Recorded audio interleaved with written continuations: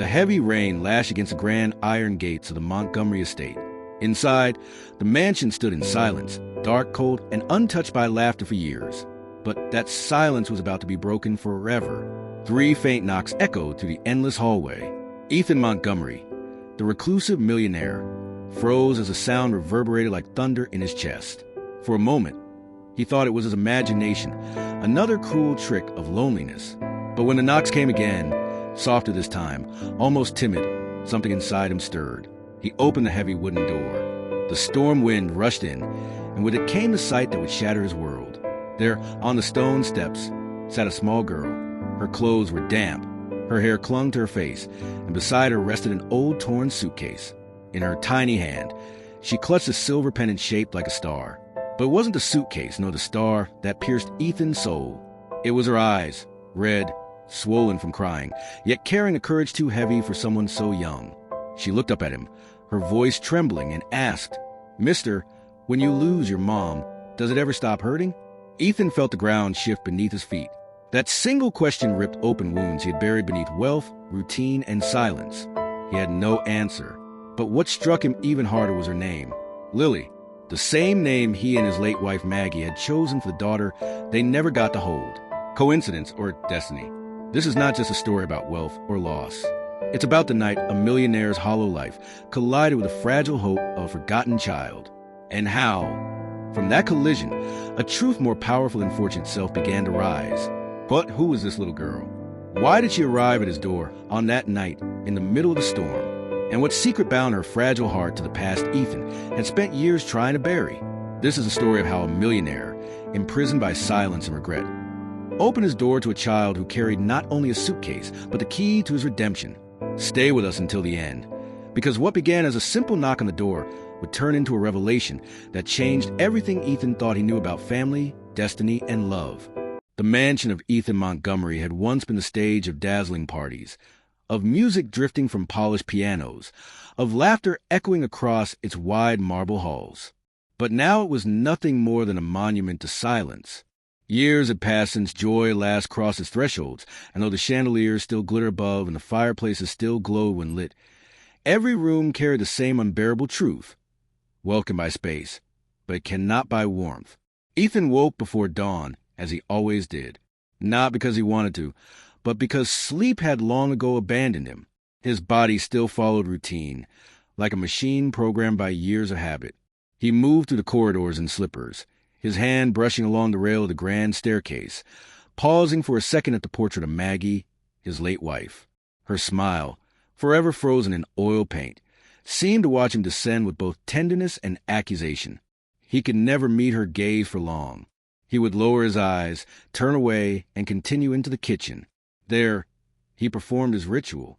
The kettle on the stove, the same dark roast coffee, beans ground fresh, the smell filling the air but never touching him anymore.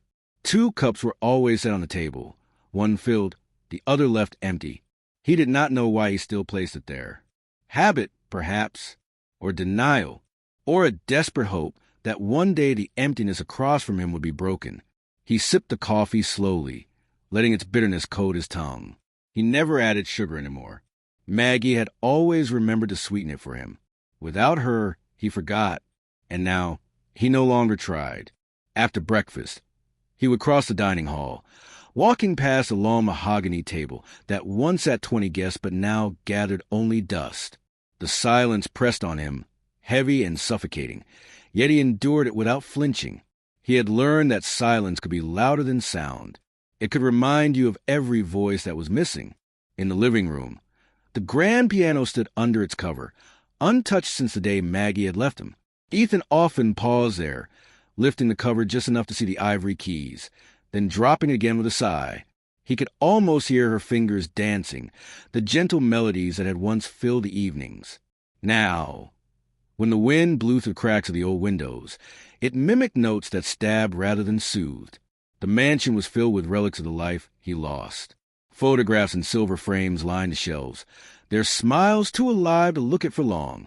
An untouched children's bedroom waited upstairs, decorated in soft colors and little stars on the ceiling, a room prepared long ago for a daughter who never came.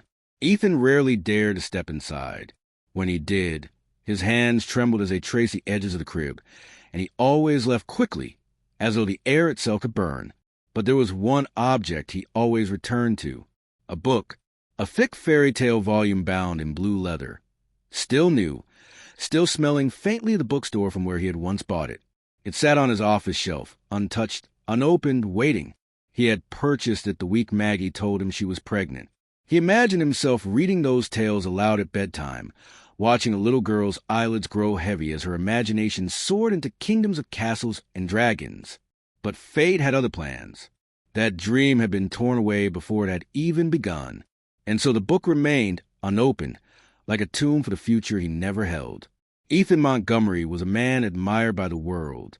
In the newspapers, he was hailed as a genius of real estate, a man who transformed skylines, who owned more properties than most could dream of.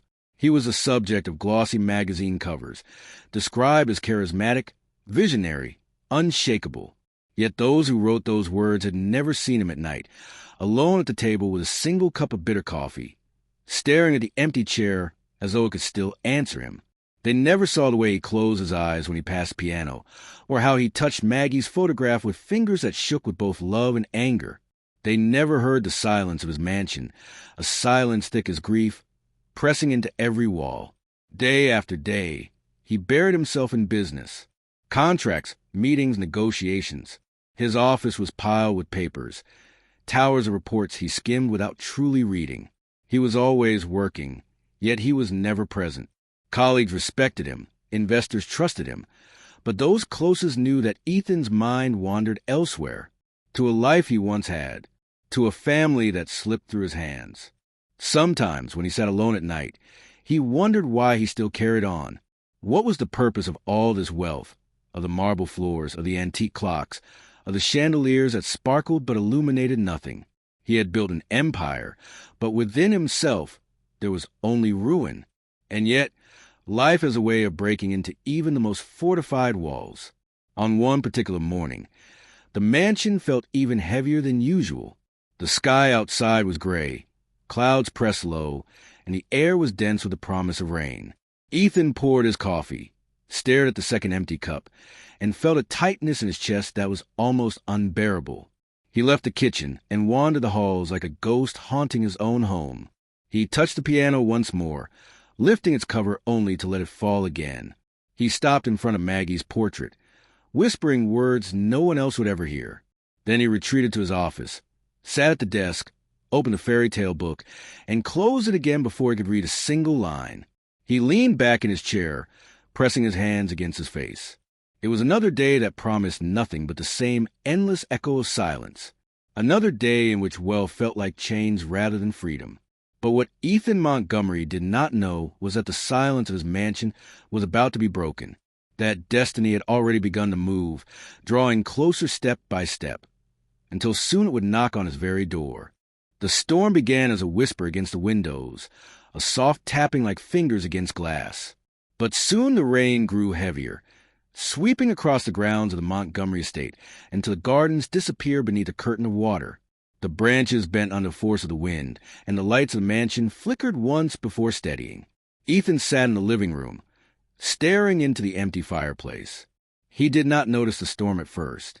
He was too accustomed to storms, those outside and those within. Then it came. 3 knocks. Not loud, not desperate, but sharp enough to ripple through the silence of the house. Ethan lifted his head, startled, his brow furrowed. He glanced at the grandfather clock in the corner. Barely past 7. He wasn't expecting anyone. He never expected anyone. His life had been stripped of unannounced visits long ago. At first he thought it must be a trick of his mind, another phantom echo in a home full of them. But then the knocks returned, softer this time, hesitant, as though the knocker feared what answer might come. Ethan rose from his chair, every step toward the door resonating like thunder in the empty hall. The portraits of his ancestors stared down at him from the walls, their painted eyes cold, as though warning him that this night was different. He paused at the threshold, his hand hovering over the brass handle, his heart strangely quickened. He drew in a deep breath, and for a moment he considered turning back. But something compelled him forward. With a slow twist of the wrist, He opened the door. The storm rushed in at once. The scent of wet earth, the lash of cold wind, the roar of rain. He blinked against the sudden brightness of the lightning that cracked across the sky. And then he saw her, a girl. She could not have been more than 8 years old. Her hair, dark and heavy with rain, clung to her pale face. She wore a threadbare dress and a too large coat, its sleeves dragging over her thin wrists. Beside her sat an old suitcase, frayed at the corners, the fabric discolored with years of wear. But it wasn't her clothes that struck him, nor the suitcase. It was her eyes, red from crying, yet still filled with something fierce, something unbroken. They lifted slowly to meet his, and in that moment, Ethan Montgomery felt the fortress of his loneliness tremble. "Mister," she said softly, her voice barely audible over the rain, "when you lose your mom, does it ever stop hurting?" The words pierced him deeper than any blade. They cracked open the chambers of memory he had locked away. He saw Maggie's face, smiling as she played the piano. He saw the children's room upstairs, untouched, waiting for a daughter who never came. He felt again the weight of the silence at his breakfast table, the second empty cup that mocked him each morning. His throat tightened. He could not speak. The girl looked down quickly, as though ashamed. She hugged her coat tighter, her small hands trembling. Around her neck, dangling from a thin chain, was a pendant shaped like a star. Its silver surface gleamed faintly even under the storm shadow. Ethan's eyes locked on it, his heart pounding. Maggie had once told him, "There's always a star, even in the darkest night. You just have to look for it." He swallowed hard, trying to compose himself. "What's your name?" he asked, his voice hoarse. She hesitated, then answered, "Lily." The world stopped. Lily, the name he and Maggie had chosen for their unborn daughter, the name that had been whispered in dreams, painted in soft colors on the walls of the nursery never used. He felt the strength leave his knees, and for a moment he gripped the doorframe to steady himself. Coincidence. It had to be coincidence. And yet the sound of it in his hall, spoken by this fragile girl on his doorstep, felt like fate reaching out a hand. She lowered her eyes again, whispering, "I don't have anywhere else to go." The storm raged behind her, but the greater storm was inside him. Every instinct told him to close the door, to return to the safety of silence. But another voice, older, deeper, rose within him. The voice of Maggie, soft and insistent. "Ethan, one day, life will test you, and when it does, don't turn away." He looked at the child, trembling in the rain. He thought of the unopened fairy tale book in his office. He thought of the empty chair at his breakfast table. He thought of all the years wasted in silence. And without realizing it, his hand moved.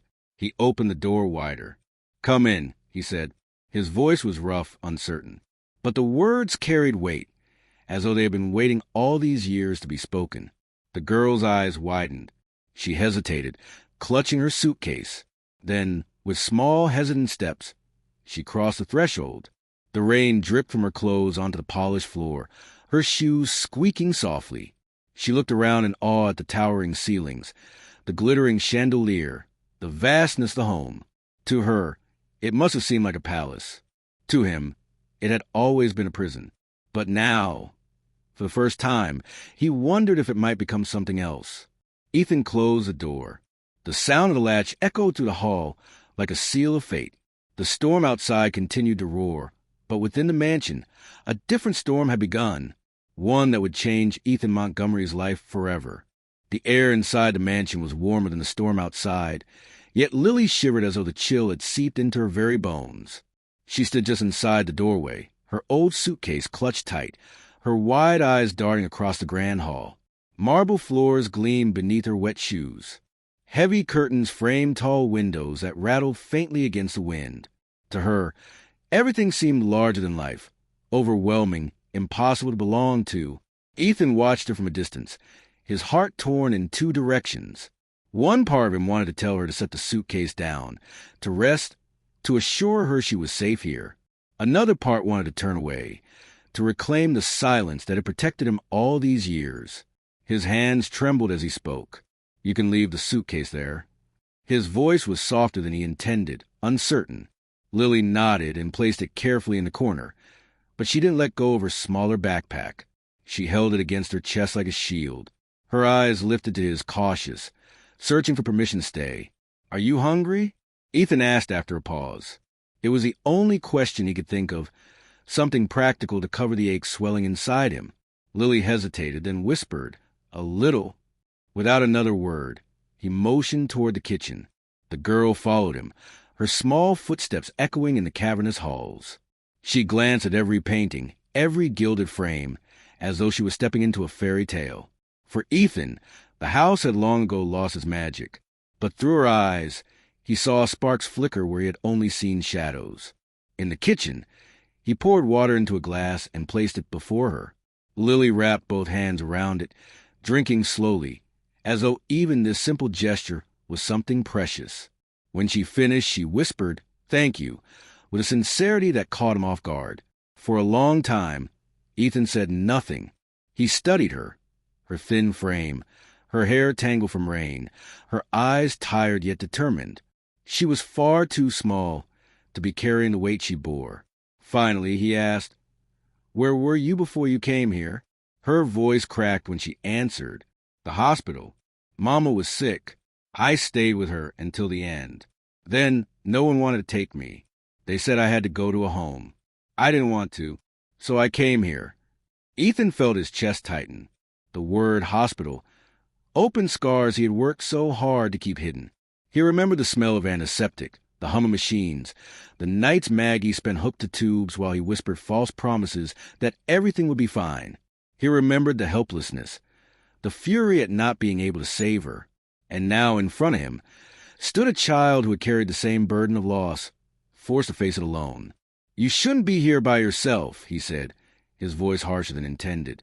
"I didn't choose it," she replied softly. Her gaze lifted, steady now, as though she wanted him to understand. Sometimes life doesn't give you a choice. Her words cut him deeper than she could have known. Ethan turned away, running a hand through his hair.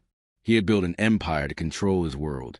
Yet here was a child reminding him of the one truth he couldn't escape. Some things were beyond control. That night, he let her rest on the living room sofa. She curled up with her backpack clutched tight, as though it contained her entire life. Within minutes, exhaustion pulled her into sleep. Ethan stood at a distance, watching the rise and fall of her small chest, the way her fingers twitched as though she dreamed. He wanted to leave, to put walls back around his heart, but he couldn't. Something anchored him there, and for the first time in years, he felt the silence of his mansion shift. The next morning, sunlight filtered weakly through the curtains. Lily sat at the kitchen table, her backpack beside her, watching the housekeeper prepare breakfast. She sat upright, polite, almost too careful for her age. When Ethan entered, she looked up timidly. "Did you sleep well?" he asked, clearing his throat. She nodded. "It was the first time in a long time I wasn't scared to close my eyes." He didn't reply. He busied himself with his coffee, pouring it black as always, but her words echoed in his mind. Later that day, the front door opened without warning. David Reynolds, Ethan's longtime lawyer and friend, stepped inside with the precision of a man who never wasted time. His suit was sharp, his posture rigid, his expression carrying the weight of authority. He greeted Ethan with formality, but his eyes quickly landed on Lily. "Who is this?" he asked, surprise narrowing into suspicion. "She needed a place to stay," Ethan replied evenly. "It's temporary." "Temporary?" David repeated, his tone sharp. "Ethan, you can't be serious. A child alone in your mansion? Do you understand the complications this could cause? The press, the board, your reputation." Lily shifted uncomfortably, clutching her backpack tighter. Her shoulders hunched, her eyes dropped to the floor, as though shrinking under the weight of his words. Ethan's jaw tightened. He looked at David and said quietly, "She is nowhere else." David folded his arms. "That doesn't make her your responsibility. There are shelters, agencies, systems designed for this." Silence hung heavy between them. Ethan glanced at Lily. Her small frame looked even smaller beneath David's cold gaze. And then she whispered, almost too softly to hear, "I can help clean." I won't be a problem. Please don't send me away. Her voice trembled, but her plea carried a strength that struck Ethan in the heart. He felt Maggie's memories stir again, reminding him of nights when she had told him that life only truly mattered when you chose to care for someone else. She stays, Ethan said suddenly, his tone firmer than he expected. David's eyes widened. Ethan! I said she stays. The words echoed in the hall like a verdict. David stared at him in disbelief, then shook his head. You're letting grief cloud your judgment. This is dangerous, irrational.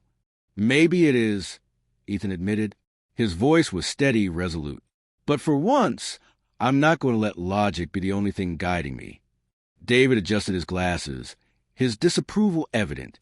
Mark my words, this will end badly. He gathered his papers and left, the sound of the door closing like a gunshot in the silence that followed. Ethan turned back to Lily. She was staring at him with wide eyes, her lips parted in astonishment. You defended me, she whispered. He shifted uncomfortably, avoiding her gaze. I just don't want complications. But the truth was written across his face, and Lily's faint smile betrayed that she saw it. That evening, she sat at the piano in the living room. Her small fingers hovered over the keys, pressing one gently, releasing a soft note that lingered in the air. Do you play? She asked without looking at him. Not anymore, he replied. My mama used to, she said. She said music makes the silence less scary. Ethan froze, his heart hammering. Maggie had once said the same. He closed his eyes briefly, the memories crashing against him like waves. When he opened them again, Lily was watching him, her star-shaped pendant glinting in the dim light. The mansion was no longer just a place of silence. It was becoming something else, a crossroads where the past refused to stay buried, and where a child's fragile hope began to stir life back into the hollow walls. And Ethan Montgomery knew, though he would never admit aloud, that nothing in his life would ever be the same again. The days that followed her arrival were unlike any Ethan Montgomery had known in years. The silence of the mansion was still present, but it had shifted in tone. It was no longer the silence of emptiness. It was the silence of listening. Every sound Lily made carried through the house like the faint beginning of a melody, delicate but alive. In the mornings, Ethan still rose before dawn, still ground the same dark roast beans, still placed 2 cups on the table. But now, when he carried one to his lips, there was a pair of small eyes watching him curiously from across the table. She drank her milk slowly, both hands wrapped around the cup, careful not to spill a drop. And when she caught him staring, she smiled in that hesitant, almost apologetic way, as though afraid her very existence might be an inconvenience. Ethan would clear his throat and look away, but something inside him stirred. It had been years since anyone had shared his table, years since a voice had broken the monotony of his mornings. One afternoon, he found her wandering the hall lined with portraits. She paused for a grand painting of Maggie, Ethan's late wife, gazing at it with a mixture of wonder and caution. She's beautiful, Lily whispered. Ethan froze, his chest tightening. He wanted to tell her not to touch, not to look, not to stir memories that threatened to overwhelm him. But instead, he said nothing. His throat was too tight to allow words. Later, he caught her in the library, standing on tiptoe to pull a book from a shelf too high for her reach. He almost stepped forward to help, but something stopped him. She struggled, determined, until at last the book slid into her hands. She hugged it against her chest, triumphant, and turned with a smile so bright it softened the sharp edges of his grief.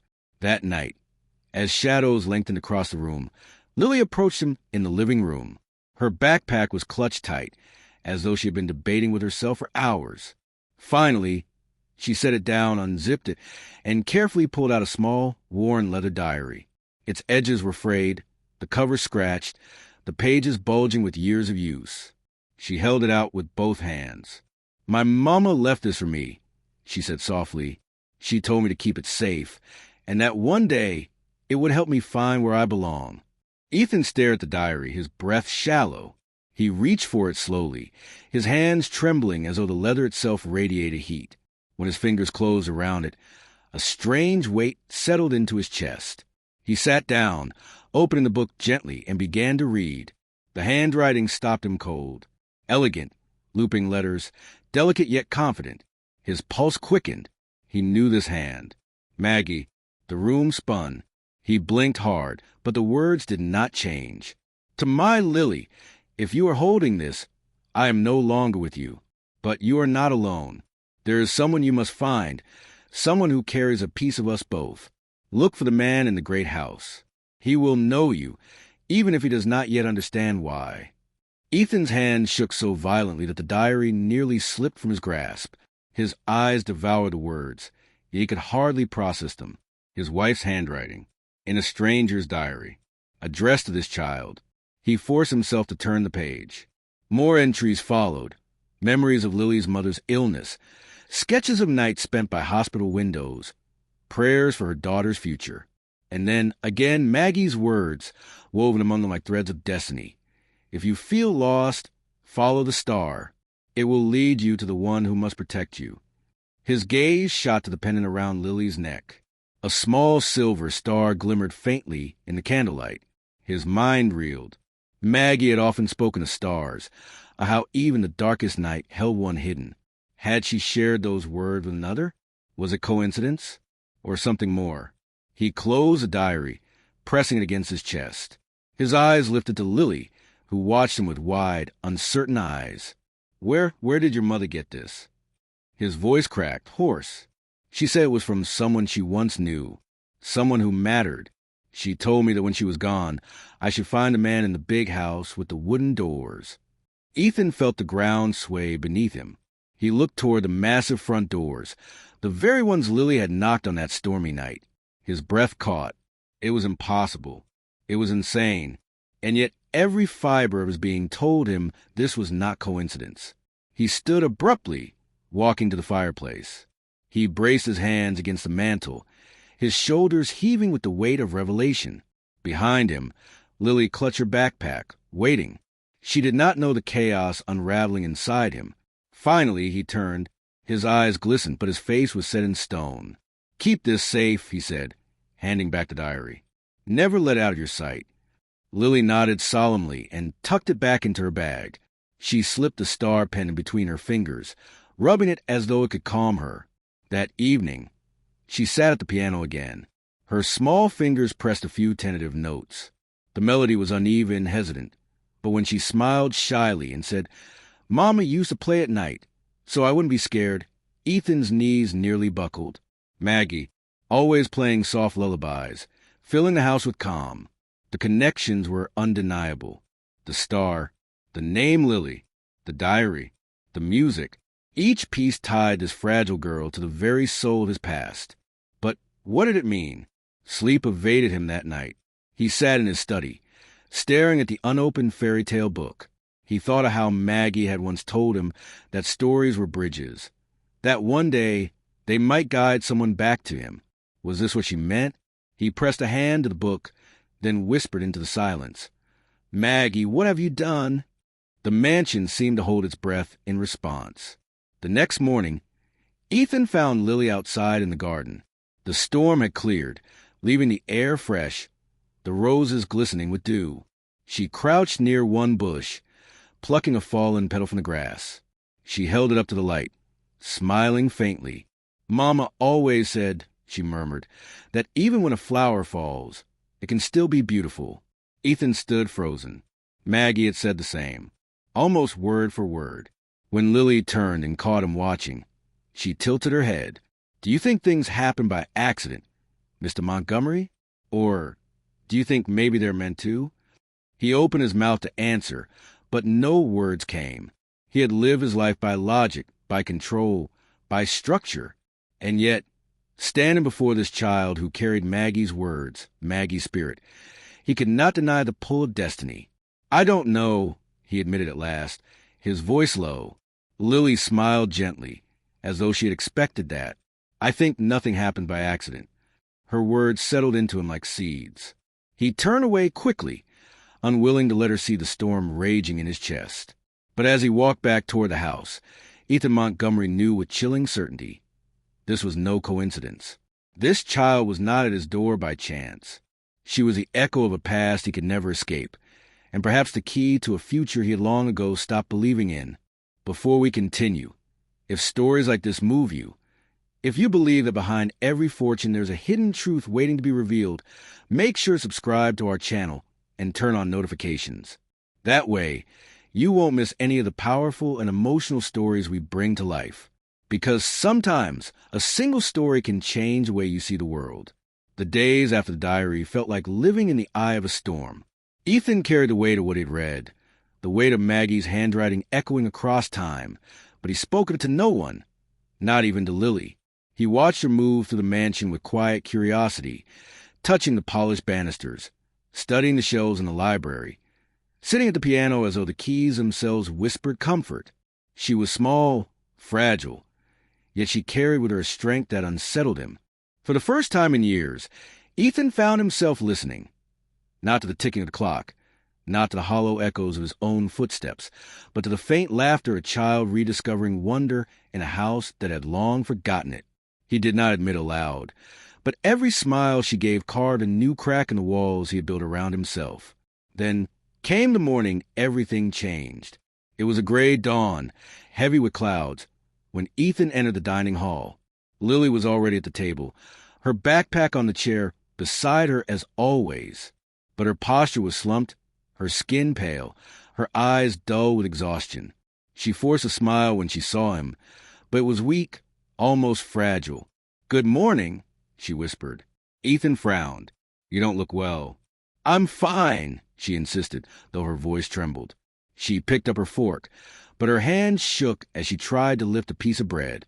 It fell back to the plate untouched. Concern tightened his chest. He reached across the table, placing his palm lightly against her forehead. Heat burned against the skin. Too much heat. "You have a fever," he said, his tone sharper than intended. "It always passes," she murmured, lowering her eyes. "It always does." But as the hours dragged on, it did not pass. Her fever climbed, her breathing shallow, her small body trembling beneath blankets. Ethan called for wet towels, pressed them against her skin, but nothing seemed to help. He ordered the staff to fetch medicine, but every dose seemed powerless. As evening fell, memories clawed their way back into his mind. The hospital room where Maggie had lain pale and fading, the endless nights of watching her slip further away despite every effort. The helplessness that had gutted him once now returned with brutal force. He could not bear to feel it again. Not with Lily. Not with this child who had been placed in his life by hands he could not explain. He lifted her carefully into his arms. She felt far too light, fragile as porcelain. Her head rested weakly against his shoulder, and in a trembling whisper she said, "I'm cold." "You won't be cold for long," he answered, wrapping his coat tightly around her. He strode through the halls, out the heavy doors, and into the storm of rain that had begun once more. The chauffeur rushed to bring the car, but Ethan did not wait. He held Lily close as though afraid she might vanish if he let go. At the hospital, nurses hurried to take her from his arms. He resisted at first, his grip tightening, until one gently reassured him that she would be cared for. Ethan stood back, his hands shaking as they wheeled her into the emergency room. Minutes bled into hours. He paced the corridor, his heart pounding with every muffled sound from behind the doors. He saw Maggie in every shadow, felt her ghost in every breath. He pressed his fist against his temples, whispering broken pleas into the sterile air. Finally, a doctor emerged, his expression grave but calm. "She has a severe infection. We've stabilized her for now, but she'll need to stay under close observation." Ethan nodded, relief colliding with fear. "Can I see her?" The doctor led him into a quiet room where Lily lay on a hospital bed, and Ford dripping slowly into her arm. Her face was pale, but her chest rose and fell with steady rhythm. Her eyes fluttered open when she sensed him near. "You stayed," she whispered, her voice weak. "Of course," Ethan said, sinking into the chair beside her. He took her hand in his, small and trembling, but still alive. "I'm not going anywhere." She closed her eyes again, a faint smile curving her lips. "I knew you wouldn't leave me alone." The word struck him harder than any contract, any loss, any memory. Alone, That was the one thing he had always been. And now, in this fragile child's trust, he realized he no longer wanted to be. The night stretched long. Ethan did not sleep. He sat at her side, holding her hand, whispering words of comfort he had once longed to hear himself. He remembered Maggie placing a hand on his shoulder during his darkest nights, whispering, "We'll be all right, Ethan." Now he repeated those words to Lily, as though in speaking them, he could finally make them true. When dawn broke, the doctor returned with better news. "She's responding well to treatment. The fever is lowering. She's strong." Relief washed through Ethan, leaving him trembling. He pressed his forehead into Lily's small hand, whispering thanks he had no one else to give. But the respite did not last long. That afternoon, the door to the hospital room opened, and David Reynolds entered. His expression was sharp, his steps brisk, his eyes filled with restrained judgment. "Ethan," he said quietly, "this has gone too far." Ethan rose slowly, careful not to disturb Lily, who was resting. "Not now, David." "Yes, now," David pressed, his voice firm. "You're sitting here beside a child who isn't yours, with no legal right, no protection, no plan. If the authorities discover this, if the press gets hold of it, your entire life could collapse." Ethan's hands clenched at his sides. "She's sick. She needed someone. That's all that matters." "That is not all that matters," David shot back. "You're blinded by grief, Ethan. You're replacing what you lost with this girl. It's not rational. It's not safe." Ethan's jaw tightened. He looked at Lily, her frail body resting under blankets, and something inside him snapped. "You think this is about replacing anyone?" His voice rose, trembling with rage and conviction. "I lost my wife. I lost a daughter. I never even got a hold. I lived in silence for years. And then this girl shows up at my door with Maggie's words in her diary, with her spirit in her heart, with the name we chose for our child. You call that coincidence? I call it destiny. And I will not turn my back on it." David stared at him, stunned. "Ethan!" "No," Ethan interrupted, his voice firm, steady, unshakable. "From the moment she knocked on my door, she became my responsibility. Whether the law sees it or not, whether the world understands her or not, I will fight for her. I won't let her be alone again."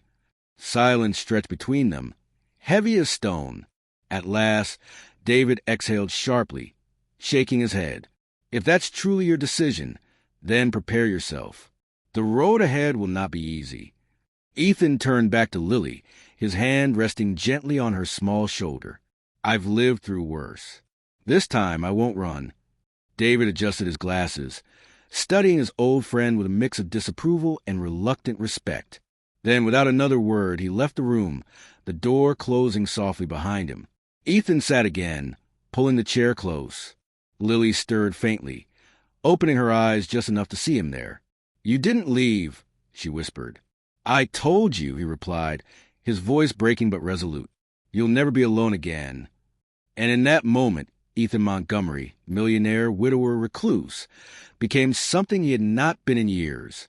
He became a man with purpose. Not a purpose built of glass towers and contracts, but of something far greater. The choice to protect, to love, to fight for someone who needed him.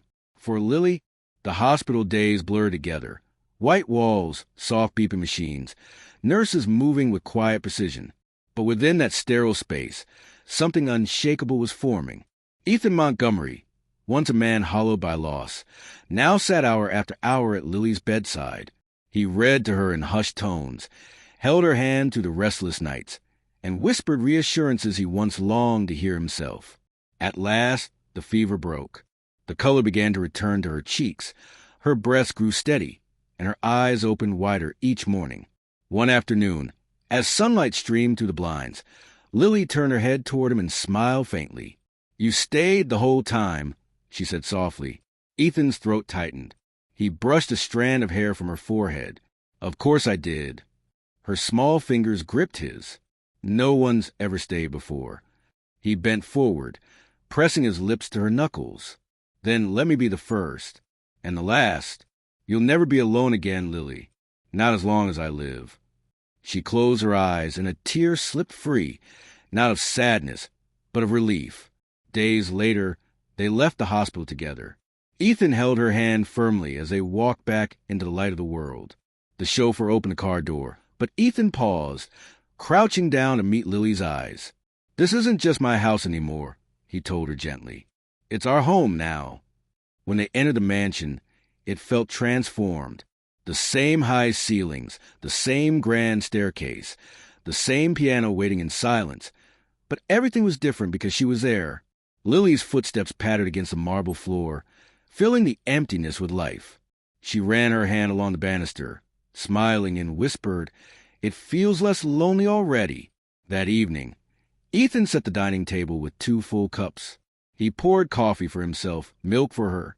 Lily watched as he lifted the cup, took a sip, and winced at the bitterness. She giggled softly, jumped from her chair, and fetched the sugar bowl. Carefully, she stirred 2 spoonfuls into his cup. "There," she said proudly. "Now it won't be bitter anymore." Ethan laughed, an unfamiliar sound in his own throat. He took another sip, and indeed, it tasted different. Not just sweeter, but lighter, warmer, as though something long frozen had begun to thaw. Later, Lily opened her backpack and pulled out the diary again. She placed it gently in his hands. "Mama said stories were meant to be shared," she whispered. Ethan hesitated, then rose and fetched the blue leather fairy tale book from his office, the one he had never opened. He sat beside Lily on the sofa, placed both books between them, and began to read aloud. His voice cracked at first, rusty with disuse, but as Lily leaned against his shoulder, listening intently, the words flowed easier. The mansion that once knew only silence now resonated with story. As night fell, Ethan walked Lily upstairs to the bedroom that had once waited empty for a daughter who never came. He had opened it again, aired the windows, softened the bed. She climbed beneath the covers, her star-shaped pendant resting on her chest. Before closing her eyes, she whispered, "Can you say goodnight to me?" Ethan froze. Maggie had once asked the same of him, night after night, until the very end. His heart swelled, and his voice trembled. "Good night, Lily. Everything will be all right." Her smile was small, but it lit the room brighter than the chandelier. She closed her eyes, and for the first time in years, Ethan felt peace settle over the house. He sat at her bedside long after she slept, watching her chest rise and fall, guarding her dreams. At dawn, the grandfather clock chimed softly. Ethan stood at the window, looking out as the sun broke over the horizon. For years, mornings had meant nothing to him, just another cycle of routine, silence, and loss. But now, as the first light touched the mansion, he felt it deep in his chest. A beginning. He turned back to the small sleeping figure in the bed. A tear slipped down his cheek, but it was not a tear of grief. It was gratitude. Gratitude for a knock at the door, for a star-shaped pendant, for a little girl who had broken through walls money could never touch. Ethan Montgomery had been a man with everything: wealth, power, status. And yet, until Lily, he had nothing. Now, with her hand in his, he had what mattered most: family. In the end, Ethan's journey reminds us that wealth and power can fill a house with luxury, but only love can make it a home. For years, he tried to bury his grief in silence and routine, but fate placed Lily at his doorstep to teach him the most valuable lesson of all. Healing begins when we dare to open our hearts again. This story shows us that even in the deepest loneliness, life can surprise us with new beginnings. Sometimes, the person we rescue is also the one who rescues us. And sometimes, what looks like coincidence is destiny knocking on the door, asking if we are ready to listen. Now I want to hear from you.